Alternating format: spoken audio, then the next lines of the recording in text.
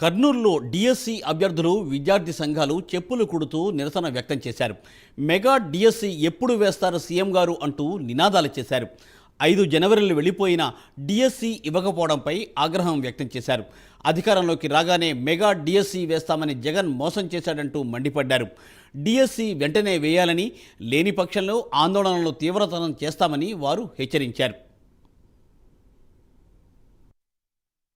DSC అభ్యర్థులతో కలిసి ఏఐవైఎం అదేవిధంగా పీడిఎస్ల ఆధ్వర్యంలో చెప్పులు కుడుతూ నిరసన తెలియజేస్తూ ఉన్నాం. ఎందుకంటే జగన్మోహన్ రెడ్డి గారు ప్రతిపక్షంలో ఉన్నప్పుడు పాదయాత్ర చేస్తూ టీడీపీ ప్రభుత్వ శాఖల్లో పోస్టులు ఖాళీ చేయలేదు, మన ప్రభుత్వం వచ్చిన వెంటనే ప్రతి సంవత్సరం జనవరి నెలలో జాబ్ క్యాలెండర్ విడుదల చేసి డిసెంబర్ లోపల ఆ పోస్టులు మొత్తం భర్తీ చేస్తానని చెప్పాడు. ఇప్పటికీ అది నమ్మినటువంటి నిరుద్యోగులు ఓట్లేసి గెలిపిస్తే జగన్మోహన్ రెడ్డి అధికారం చేపట్టి 5వ జనవరి ఈ సంవత్సరంతో 5వ జనవరిలో పడింది.